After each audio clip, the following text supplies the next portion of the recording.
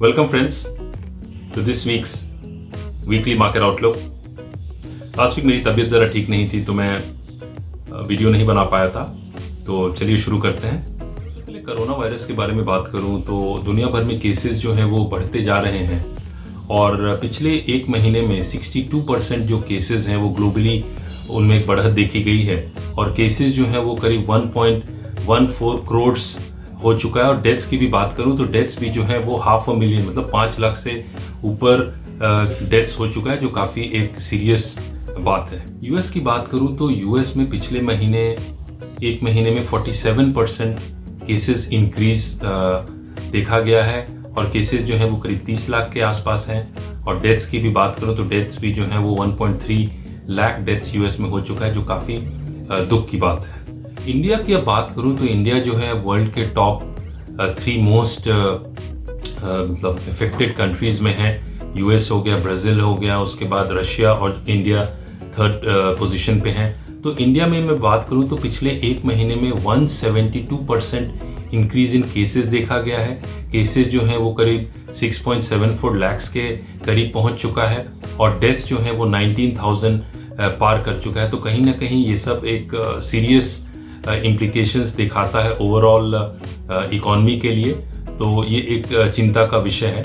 इसके साथ ही यूएस के जो लीडिंग वायरल एक्सपर्ट है डॉक्टर एंथनी फॉसी, उन्होंने कहा है कि यदि यूएस में डेली जो केसेस आ रहे हैं वो 1 लाख भी क्रॉस कर सकता है यदि रफ्तार इसी तरह से बढ़ता रहा, तो काफ़ी वो एक नेगेटिव इम्पैक्ट उसका एक मार्केट्स पे देखा जा सकता है यदि वैसा होता है तो।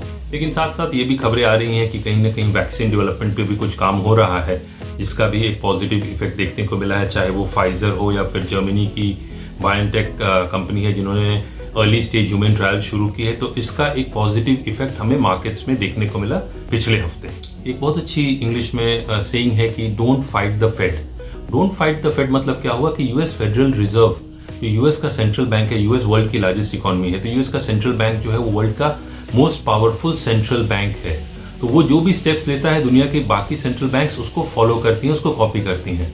तो पिछले 2 महीने में 2.5 महीने में यूएस फेडरल रिजर्व ने ट्रिलियंस ऑफ डॉलर्स जो है यूएस इकोनॉमी में पंप किया, जिस कारण से हम लोगों ने ग्लोबल मार्केट्स में, यूएस मार्केट्स में एक मेजर रैली देखी। कुछ जो मेजर इंडाइसेस हैं, ग्लोबल इंडाइसेस, उनमें 40% से 50% की रैली हम लोगों ने पिछले 2.5 महीने में देखी, जहां कोरोना वायरस से एक तरफ जो है पूरी ग्लोबल इकोनॉमी शटडाउन के तरफ जा रही थी, वही दूसरी तरफ ग्लोबल मार्केट्स जो हैं उनमें एक मेजर रैली देखी गई। और यदि मैं वॉल स्ट्रीट की बात करूं तो 1998 के बाद ये अभी जो क्वार्टर बीता है, जून वाला जो क्वार्टर है, वो बेस्ट गेन्स का क्वार्टर वॉल स्ट्रीट के लिए रहा है। तो कहीं ना कहीं ये यूएस फेडरल रिजर्व ने जिस तरह से, और अदर सेंट्रल बैंक्स हो, चाहे वो जापान हो, चाहे वो चाइना हो, चाहे वो यूरोपियन हो सेंट्रल बैंक हो या फिर आरबीआई हो, जिस तरह से मेजर सेंट्रल बैंक्स ने फाइनेंशियल में सिस्टम में लिक्विडिटी इन्फ्यूज किया है, उसका एक पॉजिटिव असर हमें देखने को मिला ग्लोबल मार्केट्स में। लास्ट वीक की बात करूं तो ग्लोबल मार्केट्स में ओवरऑल हम लोगों ने एक तेजी देखी और जो वॉल स्ट्रीट के लिए ये जून क्वार्टर जो है वो बेस्ट गेन्स रहा है, बेस्ट गेन्स का क्वार्टर रहा है सिंस 1998।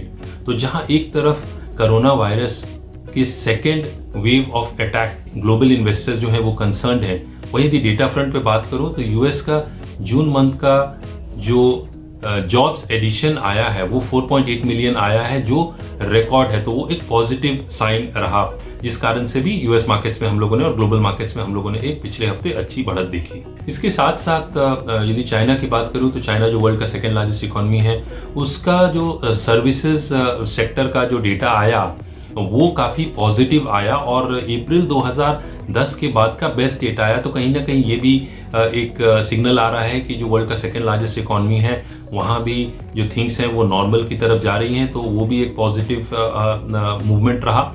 और दूसरी बात है कि यदि बाल्टिक फ्रेट इंडेक्स है जो बेसिकली ट्रांसपोर्टेशन जो वर्ल्ड में होता है गुड्स का, और उस इंडेक्स की बात करूं तो उसमें भी जो एक महीने पहले 400 के करीब ट्रेड कर रहा था, 1.5 महीने पहले, वो आज 1800 के पार है। तो कहीं ना कहीं एक वो भी एक इम्पॉर्टेंट सिग्नल दिखाता है कि जो ग्लोबल मार्केट्स में या ग्लोबल इकोनॉमी में कहीं ना कहीं जो एक मेजर डाउनफॉल चल रहा था वो अब थम सा गया है और एक पॉजिटिव न्यूज़ भी ओवरऑल आना शुरू हुआ है। ये हमें ये देखना ज़रूरी है कि ये पॉजिटिव ट्रेंड बना रहे।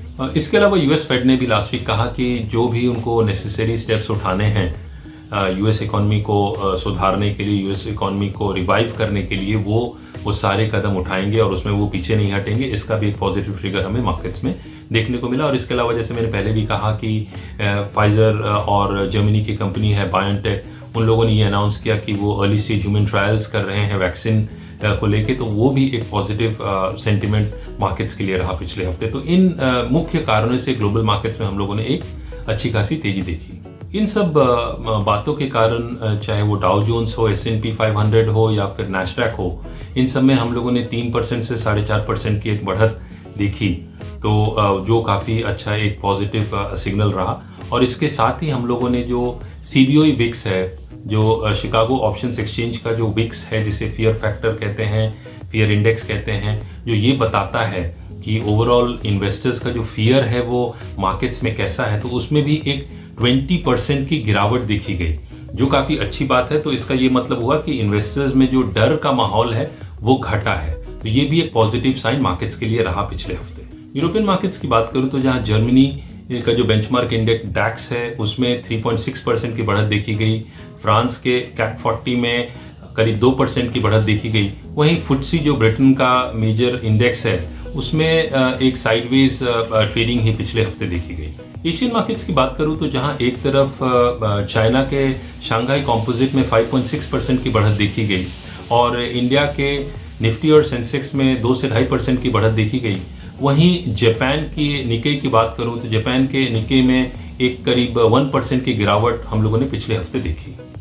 की बात करूं तो गोल्ड और सिल्वर में हम लोगों ने एक साइडवेज मूवमेंट देखा और गोल्ड जो है, लंदन गोल्ड की मैं बात करूं डॉलर टर्म्स में, तो वो करीब $1800 के करीब ट्रेड कर रहा है, जो ये ज़रूर दिखाता है कि इन्वेस्टर्स जो हैं वो अभी भी उतने कंफर्टेबल नहीं हैं और काफ़ी पैसा जो है वो गोल्ड में भी जा रहा है, क्योंकि गोल्ड एक सेफ हेवन एसेट भी माना जाता है। क्रूड ऑयल की बात करूं तो लास्ट वीक क्रूड ऑयल में एक 5.6% की बढ़त हम लोगों ने देखी नाइमेक्स क्रूड में, और क्रूड जो है वो $40 के ऊपर ट्रेड करता हुआ देखा गया। और यूएस के जो weekly crude oil inventory data आता है वो पिछले 6 महीने में उसमें सबसे ज़्यादा गिरावट देखी गई, जो कहीं ना कहीं ये दिखाता है कि डिमांड में एक पिकअप हो रहा है, तो इसका भी एक पॉजिटिव इफेक्ट हमें क्रूड ऑयल प्राइसेस में देखने को मिला। और क्रूड ऑयल प्राइसेस जो है वो $40.6 पर बैरल पे बंद हुआ, मैं यदि नाइमेक्स क्रूड की बात करूँ तो। वहीं यदि मैं करेंसी फ्रंट की बात करूं तो रुपए में एक तेजी देखी गई और रुपया जो है वो 74.90 अगेंस्ट द डॉलर पे ट्रेड करता हुआ दिख रहा है, जो कभी रुपया 77 भी होता था, तो एक अच्छी खासी हम लोगों ने अप्रिसिएशन रुपए में देखा है, तो जो एक पॉजिटिव साइन है। और यदि इंडिया की बात करें तो इंडिया का फाइनेंशियल ईयर 1920 के जो 4th क्वार्टर अभी बीता, वो इंडिया का जो करंट अकाउंट सरप्लस रहा, जो पिछले 10 साल में पहली बार हुआ, तो वो भी एक पॉजिटिव साइन रहा।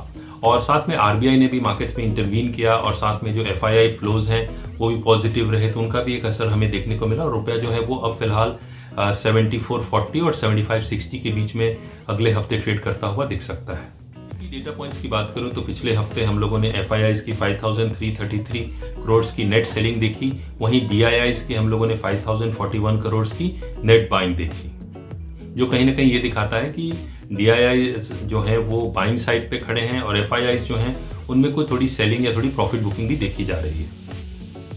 रिजल्ट्स की बात करूं तो अभी ये जो नया साल शुरू हुआ है फाइनेंशियल ईयर, उसमें फर्स्ट क्वार्टर के जो रिजल्ट्स हैं, अप्रैल से जून के जो रिजल्ट्स हैं, उसमें सबसे पहला जो मेजर रिजल्ट आना है वो टीसीएस का है और वो 9 जुलाई को आएगा। और इसका जो है इन्वेस्टर्स जो है काफ़ी बेसब्री से इंतजार कर रहे हैं, क्योंकि ये एक मार्केट को दिशा दे सकता है। ओपन इंटरेस्ट की बात करूं तो वीकली सीरीज में ओपन इंटरेस्ट 10,400 के पुट ऑप्शन में और 11,000 के कॉल ऑप्शन में सबसे ज़्यादा ओपन इंटरेस्ट देखा जा रहा है, तो कहीं ना कहीं ये एक रेंज देखा जा रहा है। और दूसरी बात ये है कि हायर टॉप्स एंड बॉटम्स जो है वो हम लोग मार्केट्स में देख रहे हैं, जो कहीं ना कहीं ये दिखाता है कि बुल्स जो है अभी भी स्ट्रॉन्ग हैं compare to bears. Put call ratio जिसे पीसीआर भी कहते हैं, वो 1.48 है, तो वो जो है 1.48 कहीं ना कहीं ये दिखाता है कि जो बुलिश मोमेंटम है वो सस्टेन कर सकता है। और ये जो पुट कॉल रेशियो है इसके लिए मैंने पूरा जो है क्यूमुलेटिव ओपन इंटरेस्ट डेटा जो है वो यूज़ किया है। तो ये काफ़ी अच्छा इंडिकेटर है, इसे आप देखते हैं तो आपको एक आइडिया लग सकता है कि मार्केट में भी ज़्यादा बुल्स स्ट्रांग है या बेयर स्ट्रांग है। बट इसे अकेले नहीं देखना चाहिए, इसे ये हमेशा एक सेकेंडरी इंडिकेटर रहता है। आप प्राइस पैटर्न्स और प्राइस ट्रेंड्स को साथ यूज़ करके देखते हैं तो आपको ज़्यादा बेटर रिजल्ट मिलेगा। इकोनॉमिक डेटा पॉइंट्स की बात करूं तो मंडे को यूएस का जून महीने का ISM non manufacturing data release होगा। ट्यूसडे को जर्मनी का factory output data for the month of May release होगा। थर्सडे को चाइना का जून मंथ का इन्फ्लेशन डेटा रिलीज़ होगा और थर्सडे को ही जापान का मई मंथ का मशीनरी ऑर्डर्स डेटा रिलीज़ होगा और फ्राइडे को इंडिया का मई मंथ का इंडस्ट्रियल आउटपुट डेटा रिलीज़ होगा। तो इन सब डेटा रिलीजेस का भी मार्केट्स पे कहीं ना कहीं एक असर हमें देखने को मिल सकता है। टेक्निकली बात करूँ तो जो मार्केट्स हैं, चाहे वो इंडियन मार्केट्स हों या ग्लोबल मार्केट्स हों, वो शॉर्ट टर्म में ओवरबॉट जोन में है और कहीं ना कहीं अपनी की रेजिस्टेंस लेवल्स के पास हैं।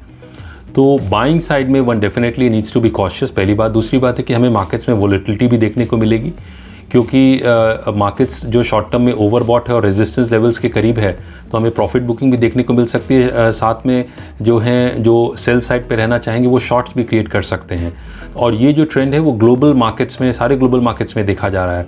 तो कहीं ना कहीं कॉशियस अप्रोच ज़रूर मार्केट्स में अपनाना चाहिए अगले हफ्ते के लिए। निफ्टी के लेवल्स के बारे में बात करूं तो निफ्टी का जो सपोर्ट जोन है वो 10,250 और उसके नीचे 10,200 पे है और रेजिस्टेंस की बात करूं तो निफ्टी का पहला रेजिस्टेंस 10,750 के आसपास है और उसके ऊपर जो रेजिस्टेंस है वो 11,000 पे है। तो कहीं ना कहीं निफ्टी का जो रेंज देखा जा रहा है वो 10,000 से 11,000 के बीच में फिलहाल ट्रेड करता हुआ देखा जा रहा है। यदि शॉर्ट टर्म में बात करूँ तो वो बुल्स के फेवर में है, लेकिन मार्केट्स जो हैं वो ओवरबॉट टेरिटरी में है और क्रूशियल रेजिस्टेंस लेवल्स के आसपास पहुँच रहे हैं। तो इसलिए थोड़ा सी मार्केट में हमें वोलेटिलिटी भी देखने को मिल सकती है और आने वाले हफ्ते में कैसे कोरोना वायरस का जो सेकेंड वेव है वो कैसे बिहेव करता है उसका भी एक सेंटिमेंट जो है वो मार्केट्स पे हमें देखने को मिल सकता है। तो कॉशियस अप्रोच डेफिनेटली रखनी चाहिए। वहीं बैंक निफ्टी की बात करूं तो बैंक निफ्टी का पहला सपोर्ट जो है वो 21,000 पे है और उसके नीचे जो दूसरा मेजर सपोर्ट है वो 19,500 पे है और रेजिस्टेंस की बात करूं तो पहला रेजिस्टेंस बैंक निफ्टी का 22,500 पे है और उसके ऊपर जो रेजिस्टेंस आता है वो 23,200 पे है। तो बैंक निफ्टी का फ़िलहाल ये रेंज हमें अगले हफ्ते देखने को मिल सकता है। तो आज के लिए इतना ही दोस्तों। यदि आपको ये वीडियो पसंद आया है और आप आगे भी सीखना चाहते हैं तो सब्सक्राइब करना ना भूलें। So be safe and trade safe and also be cautious. जल्द मिलते हैं. Thank you so much and have a nice week ahead.